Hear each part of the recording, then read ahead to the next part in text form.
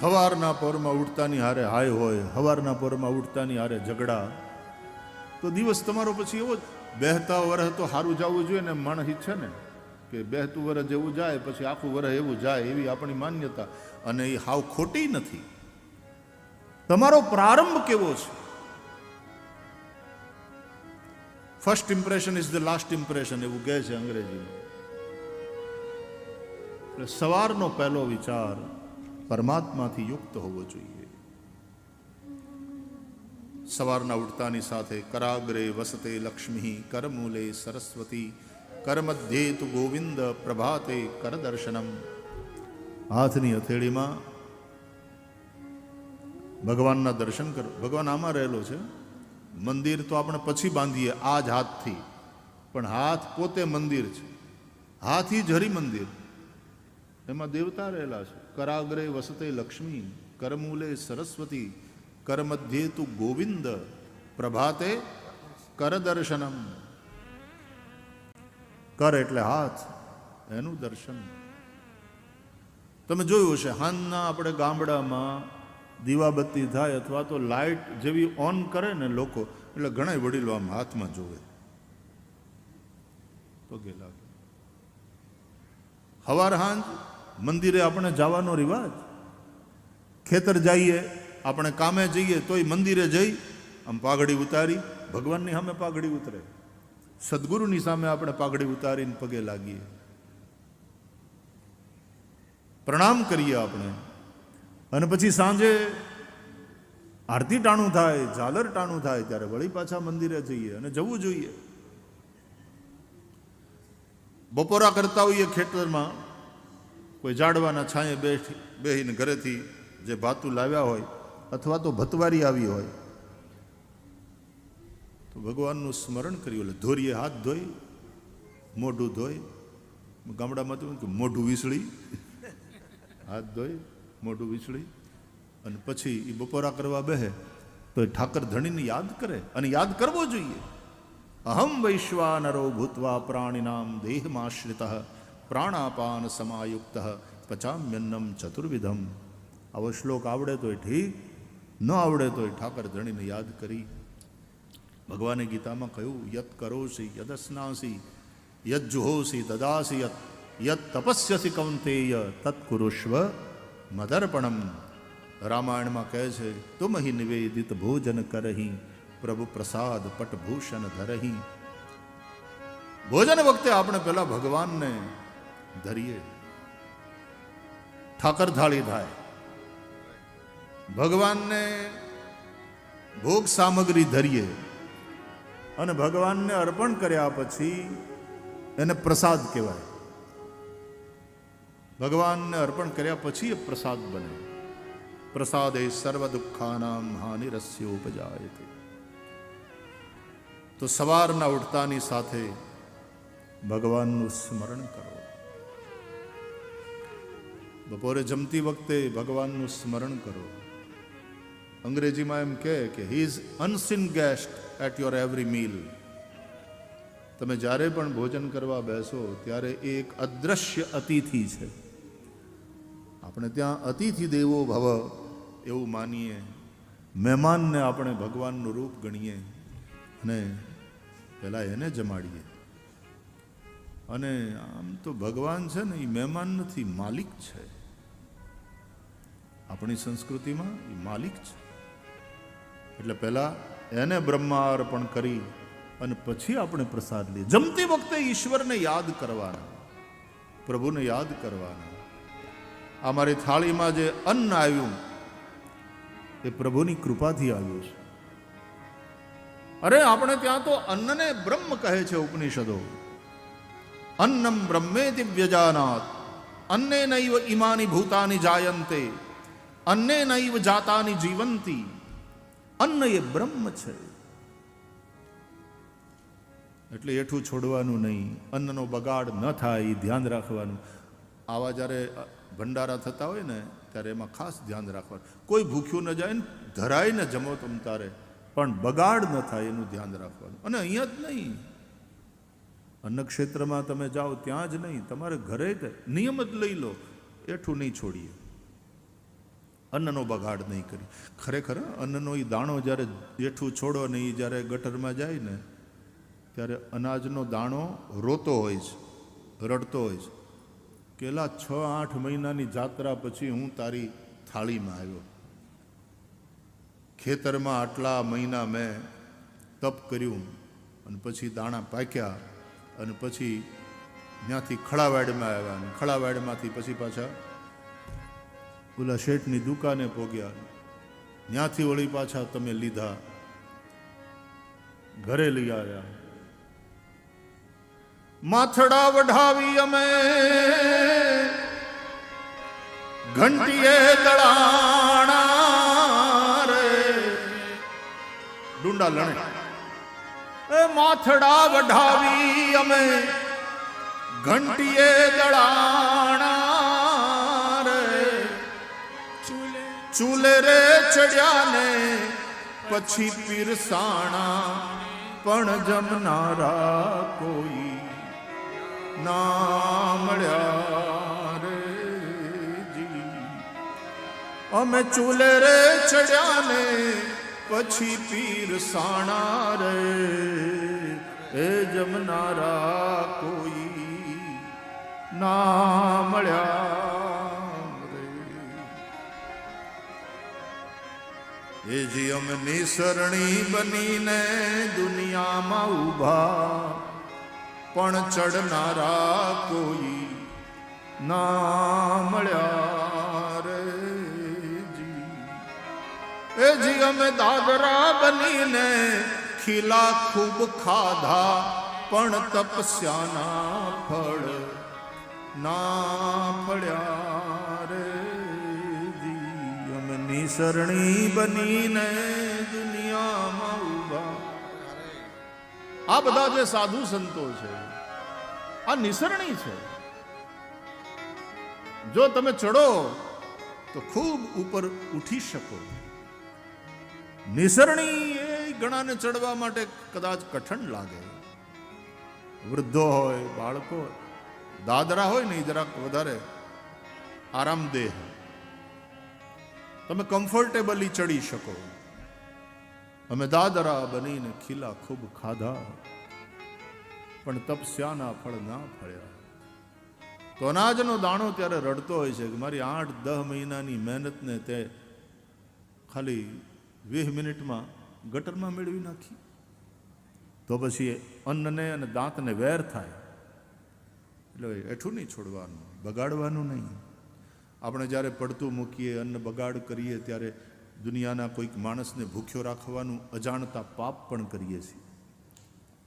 આપણે ભગવાનની દયા છે વાલા. બાકી આફ્રિકાના ને અમુક દેશોની સ્થિતિ તમે જુઓ, ત્યાં જે રીતે માણસ અન્ન માટે ટળવળે છે, દાણા માટે ટળવળે છે. એટલે એઠું નહીં છોડવાનું. એક જગ્યાએ મેં આમ હાથ વળી ઊંચા કરીને આમ પ્રતિજ્ઞા કરાવી કે અમે જમીએ ને ત્યારે થાળીમાં એઠું નહીં છોડીએ. તો એક ભાઈએ આમ હાથ ઊંચા કરેલા નહીં, આગળ બેઠો હતો એટલે મને બરાબર ખ્યાલ કે આણે હાથ ઊંચા કર્યા છે અને આણે નિયમ લીધો કથામાં. અને પછી જમવાનું ટાણું થયું ને તો બધા જમતા હતા. હું વળી આંટો મારવા નીકળ્યો પંગતમાં. તો એ ભાઈ શરૂઆતમાં જ બેઠેલા. તો થાળીની બહાર એને બધું લગભગ જમવાનું પૂરું થવા આવ્યું હતું. તો આણે પડતું મૂકેલું અને આમ થાળીની બહાર મૂકી રાખેલું. એટલે મેં કીધું તે તો હાથ ઊંચા કર્યા હતા એ કે નહીં? આજે તે હાથ ઊંચા કર્યા હતા, એઠું નહીં છોડું થાળીમાં. તો કે થાળીમાં ક્યાં છે? કે બહાર છે. જો થાળીમાં એઠું નહીં છોડવાની પ્રતિજ્ઞા હતી ને, મેં થાળીમાં નથી છોડ્યું, થાળીની બહાર છોડ્યું. એવા ખેલ નહીં કરવાના ભાઈ. પ્રતિજ્ઞા કરીએ, સંકલ્પ કરીએ એટલે પ્રામાણિકતા સાથે એને વળગી રહેવાનું. હા, કોઈક એની અંદર એવા કોઈ કારણો હોય કે એને કારણે તમારા આરોગ્યને અનુકૂળ ન આવતું હોય, તમારી પ્રકૃતિને માફક ન આવતું હોય ને કોઈક તમને પરાણે દઈ દે તો એમાં પૂરો તમારો વાંક નહીં. ત્યારે પછી શરીરનું સ્વાસ્થ્ય વધારે મહત્વનું છે. એ વાત સાચી. કારણ કે હું આવી રીતે આમ જડતાપૂર્વક મારા નિયમને વળગીને હેરાન થયો છું. પછી એક મહાત્માએ મને હાથમાં પાણી લેવડાવીને બાપુ ઉલટો સંકલ્પ કરાવ્યો કે હવે તમારી પ્રકૃતિને અનુકૂળ ન હોય એ છોડી દેવાનું નિયમ લ્યો, કારણ કે તમારું સ્વાસ્થ્ય વધારે મહત્વનું છે. તમારે કથા કરવાની હોય, તમારે સતત ફરવાનું હોય. મેં કીધું એટલે નિયમોમાં જડતા પણ ન હોવી જોઈએ, એક જાગૃતિ, એક વિવેક પણ હોવો જોઈએ. પણ આપણી મનમાં ભાવના આપણે પાક્કી રાખવાની કે ખોટો અન્નનો બગાડ ન થાય. ટેવ ન પડવી જોઈએ જૂઠું છોડી દેવાની, એઠું છોડી દેવાનું. એ પ્રભુનો પ્રસાદ છે. તમે પ્રારંભે પ્રભુને યાદ કર્યા છે. પ્રસાદનો બગાડ ન થાય. તો સવારના ઉઠો ત્યારે ભગવાનનું સ્મરણ કરો, ભોજન માટે બેસો ત્યારે પ્રભુને યાદ કરો, રાત્રે સૂતા પહેલા ભગવાનને યાદ કરો. કોઈક ભૂલો થઈ હોય દિવસ દરમિયાન તો એના માટે પ્રભુથી ક્ષમા માગો. કરચરણ કૃતમ વા કાયજમ કર્મજમ વા શ્રવણ નયનજમ વા માનસમ વા પરાધમ વિહિતમ વિહિતમ વા સર્વમે તત્ ક્ષમસ્વ. જય જય કરુણાબ્ધે શ્રી મહાદેવ શંભો. જે કંઈ તમે સારા કર્મો કર્યા હોય બધા કર્મો ભગવાનને અર્પણ કરો. કાયેન વાચા મનસેન્દ્રિયૈર્વા બુદ્ધ્યાત્મના વા પ્રકૃતે સ્વભાવા કરોમિ યદ્યત સકલમ પરસ્મૈ નારાયણાયેતિ સમર્પયા. એ આપણો મા બાપ છે, એને ખોળે માથું મૂકીને પછી સૂઈ જાઓ. ત્વમેવ માતા ચ પિતા ત્વમેવ બંધુશ્ચ સખા ત્વમેવ વિદ્યા દ્રવિણમ ત્વમેવ સર્વમ મમ દેવ દેવ.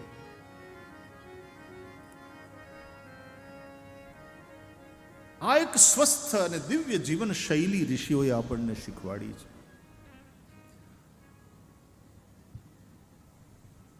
એ જ રીતે ગ્રંથના પ્રારંભે, મધ્યમાં અને અંતે 3 મંગલાચરણ મુખ્યત્વે શ્રીમદ ભાગવતમાં છે. પ્રારંભમાં ભગવાન વેદ વ્યાસે મંગલાચરણ કર્યું. શાર્દુલ વિક્રીડિત છંદમાં છે આ શ્લોક. આ સંસાર ભવાટવી છે, તો ભાગવત છે ને એ શાર્દુલ છે, સિંહ છે, પુરાણ સમ્રાટ. જેમ સિંહ એ જંગલનો પ્રસ્થાપિત રાજા છે, સ્વયમેવ મૃગેન્દ્રતા. જંગલમાં ચૂંટણી નથી થતી. કોઈકે પૂછ્યું સિંહને કે તને રાજા કોણે ચૂંટ્યો હતો? કે અહીં ચૂંટણી છે જ નહીં ભાઈ.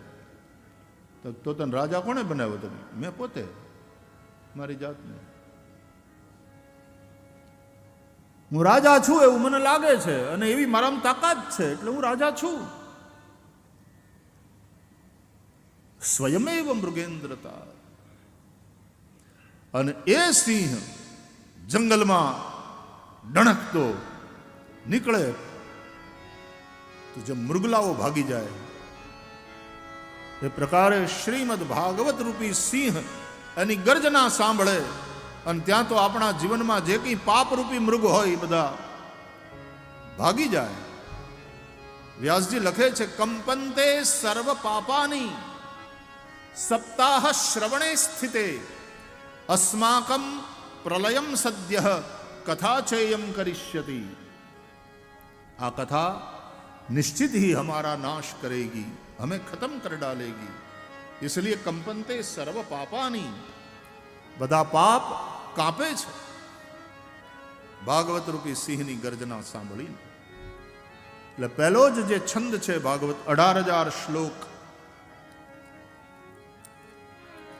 એમાં ભાગવતના પ્રથમ સ્કંદના પ્રથમ અધ્યાયનો પ્રથમ શ્લોક પ્રારંભ એ શાર્દુલ વિક્રીડિત છંદથી છે. શાર્દુલ સિંહ, એનું વિક્રીડન.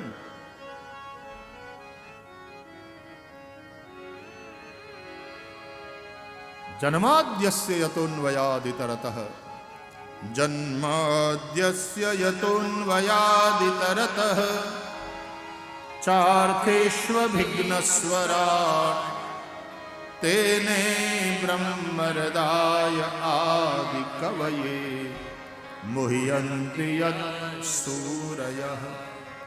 તેજો વારિમૃદામ યથા વિનિમયો યત્ર ત્રિસર્ગો મૃષા ધામ્ના સ્વેન સદા નિરસ્તકુહકમ સત્યમ પરમ ધીમહિ સત્યમ પરમ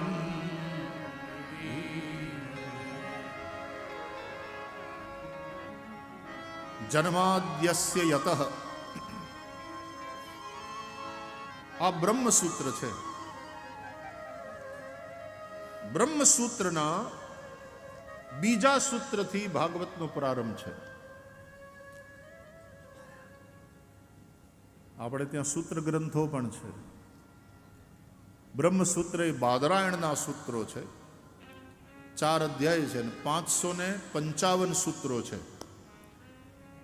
એમાં પ્રારંભ થાય છે અથાતો બ્રહ્મ જિજ્ઞાસા. આ પહેલું સૂત્ર. પછી બીજું સૂત્ર જેનાથી ભાગવતનો પ્રારંભ થયો જન્માદ્યસ્ય યતઃ. પછી શાસ્ત્રયોનિત્વાત, તત્તુ સમન્વયાત, ઇક્ષતેરના શબ્દમ આદિ આદિ સૂત્રોની યાત્રા આગળ વધે છે. આ વેદાંત દર્શન બહુ અદ્ભુત છે. બ્રહ્મસૂત્રો ઉપરનું શાંકર ભાષ્ય તમે વાંચો.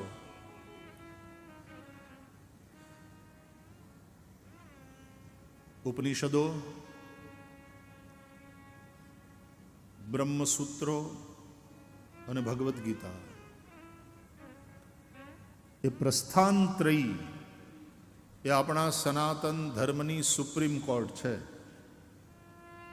મોટા મોટા આચાર્યો આના ઉપર ભાષ્ય કરીને આચાર્ય થયા છે. આ પ્રસ્થાનત્રયી ઉપર ભાષ્ય કરી અને આચાર્યોએ પોતપોતાના મતની સ્થાપના કરી છે.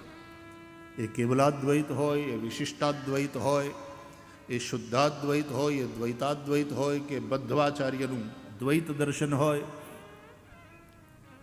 બધા આચાર્યોએ પોતપોતાના મતની સ્થાપના, મતનું મંડન પ્રસ્થાનત્રયીના આધારે કર્યું અને પોતપોતાનું દર્શન આપ્યું.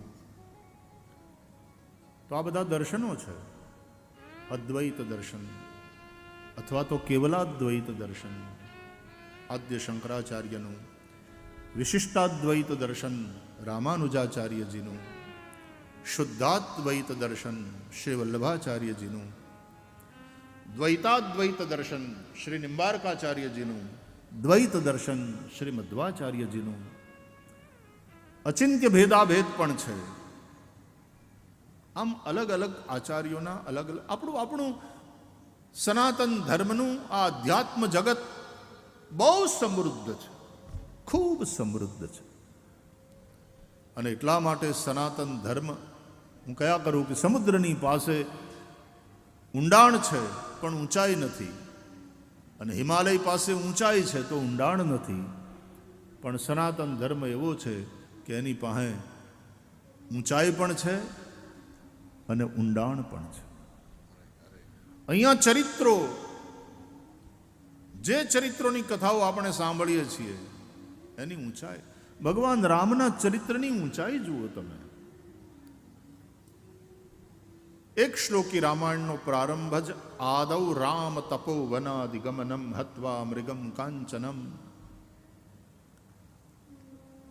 અયોધ્યાકાંડની કથાથી એક શ્લોકી રામાયણનો પ્રારંભ થયો. આખો બાલકાંડ છૂટી જાય છે જોવા જઈએ તો. આદૌ રામ તપોવનાદિગમનમ, રામ વનવાસની વાત તો અયોધ્યાકાંડમાં છે. પણ રામજીનું ચરિત્ર આ વનવાસની ઘટના પછી જ ઊંચાઈને પકડવા માંડ્યું. નહીં તો મધુર તો છે જ, મધુર છે. બાલકાંડની બધી લીલાઓ મધુર છે. થોડી બાલ લીલાઓ, ભગવાન શ્રી રામ દ્વારા તાડકાનો વધ, મારી જ સુબાહુને મારી હટાવી વિશ્વામિત્રજીના યજ્ઞની રક્ષા, અહલ્યાનો ઉદ્ધાર અને મિથિલામાં જઈ શિવધનુભંગ અને સીતારામજીના વિવાહ, આ જે બધી કથાઓ છે બાલકાંડની, મધુર છે. પણ રામજીનું ચરિત્ર જો ઊંચાઈ પકડવા માંડ્યું, હાઈટ પકડવા માંડ્યું હોય તો રામ વનવાસથી આદૌ રામ તપોવનાદિગમનમ. અને ત્યારે ખબર પડે છે કે ભરતજીનો પ્રેમ કેવો છે રામજી પ્રત્યે. અયોધ્યાકાંડમાં ખબર પડે. રામજીનો ત્યાગ, રામનું સમર્પણ, માં કૌશલ્યાનું ગાંભીર્ય, એનું ડાપણ, એનું ધૈર્ય, એની સમજદારી, એનો પરિચય થાય છે અયોધ્યાકાંડમાં. શ્રી ભરતજીના હૃદયમાં છુપાયેલો રામ પ્રેમ એ અયોધ્યાકાંડથી પ્રગટ થાય છે. અને એટલા માટે તુલસીદાસજી તો અયોધ્યાકાંડને રામચરિત્ર નહીં ભરત ચરિત્ર માને છે. અયોધ્યાકાંડના અંતમાં તુલસીદાસજી લખે છે, ભરત ચરિત કરીને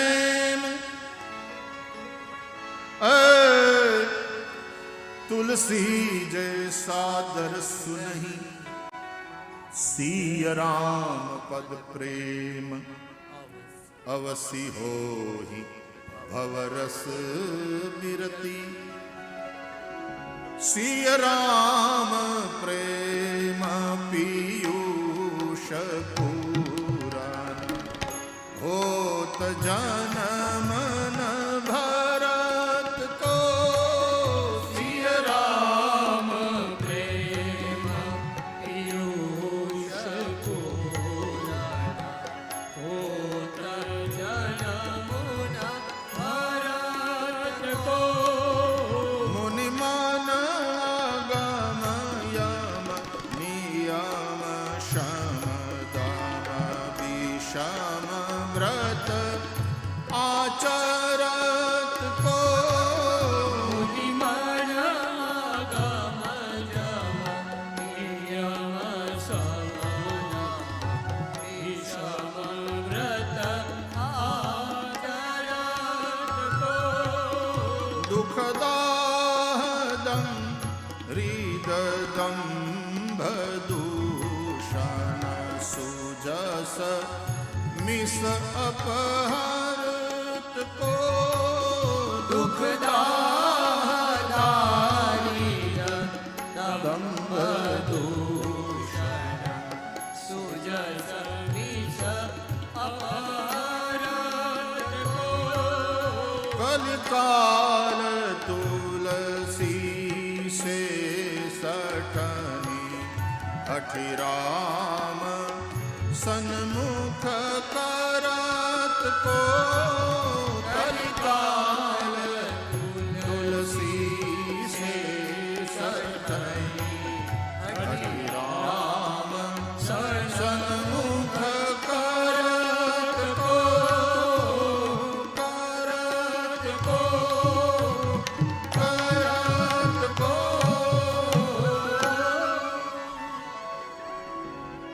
ભરત ચરિત કરીને તુલસી જે સાદર સુનહી, સિય રામ પદ પ્રેમ અવસી હોહિ ભવરસ બિરસી.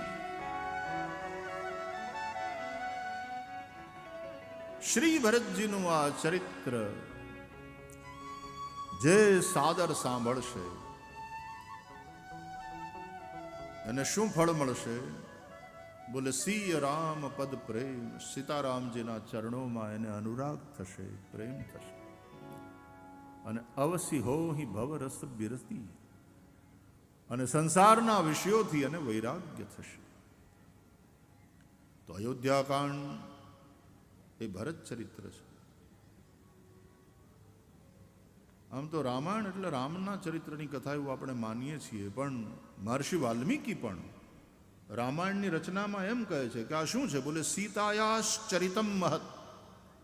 આ સીતાજીનું મહાન ચરિત્ર છે જેનું હું ગાયન કરી રહ્યો છું.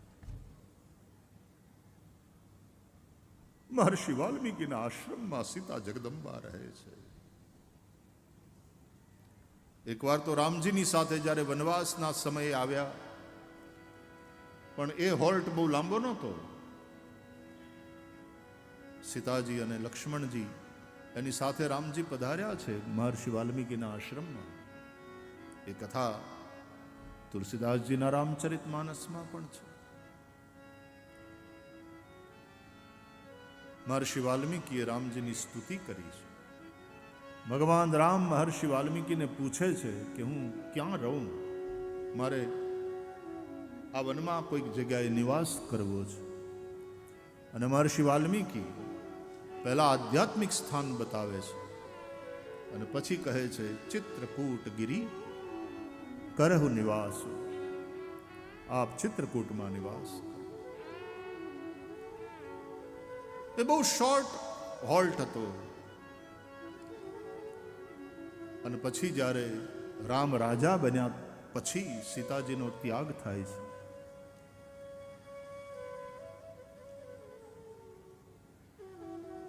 क्या अद्भुत कथा है रामायण की. और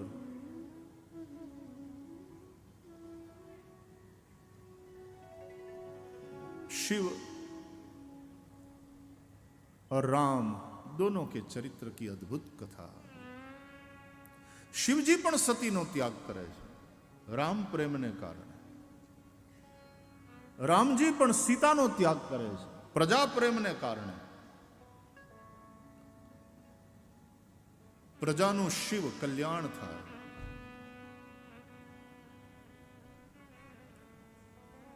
પણ આ ગ્રંથોનો અભ્યાસ કરવાથી એવું લાગે છે કે રાજા રામે રાણી સીતાનો ત્યાગ કર્યો છે, પતિ રામે પત્ની સીતાનો ત્યાગ નથી કર્યો. ઉત્તર રામચરિતનું દર્શન કરો. રામજી અને સીતાજીનો પરસ્પર જે પ્રેમ છે, અને એટલા માટે પતિ રામે પત્ની સીતાનો ત્યાગ નથી કર્યો એનું પ્રમાણ કે જ્યારે શ્રી રામ અશ્વમેધ યજ્ઞ કરે છે અને એ યજ્ઞમાં સપત્નિક બેસવું જોઈએ. રામ સીતાજીનો ત્યાગ કર્યા પછી બીજા લગ્ન નથી કરતા.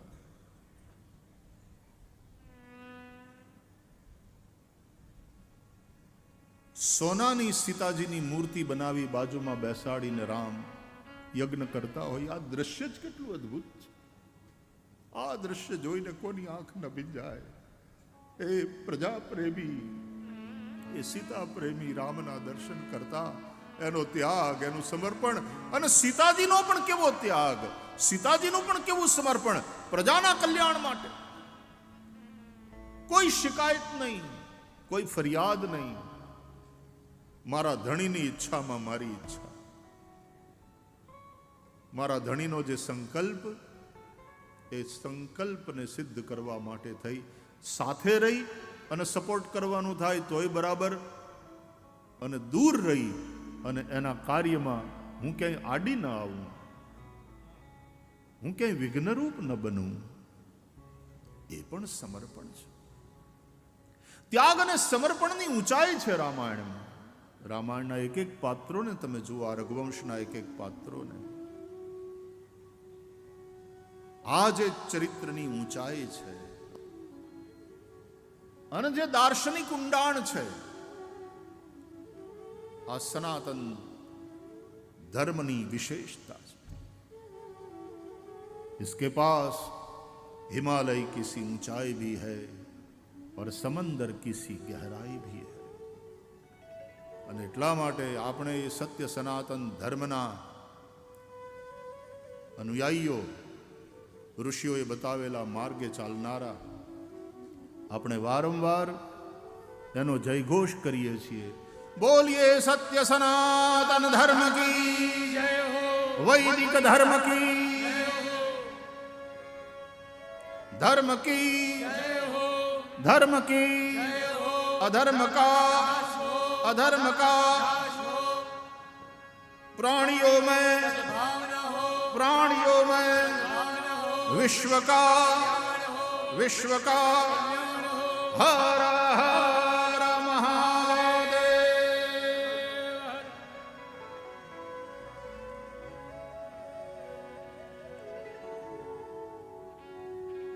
आदौ राम तपोवनादिगमनम.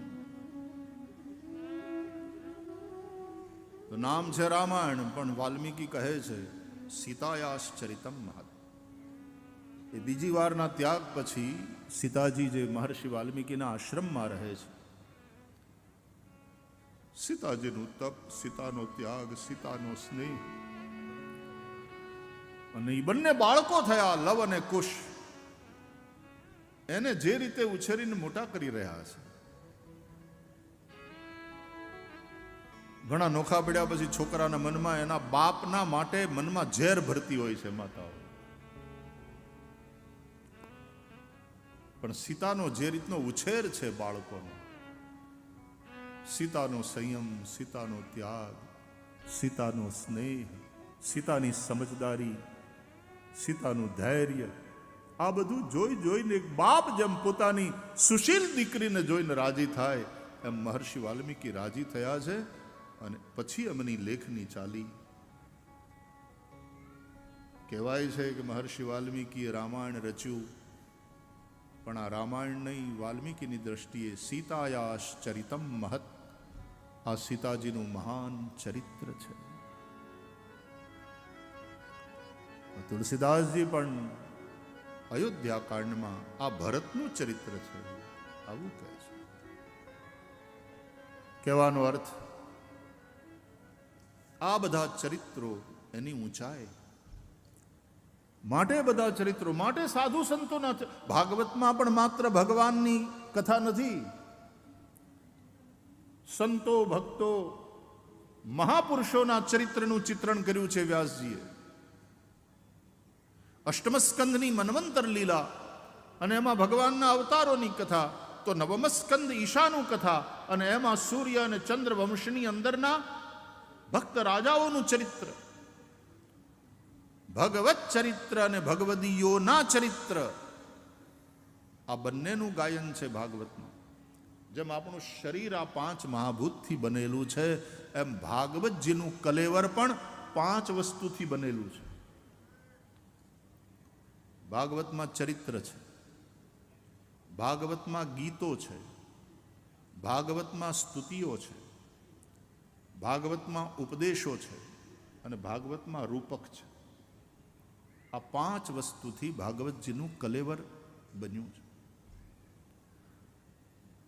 ચરિત્રો છે ભાગવતમાં, અવતારના ચરિત્રો અને ભક્તોના ચરિત્રો.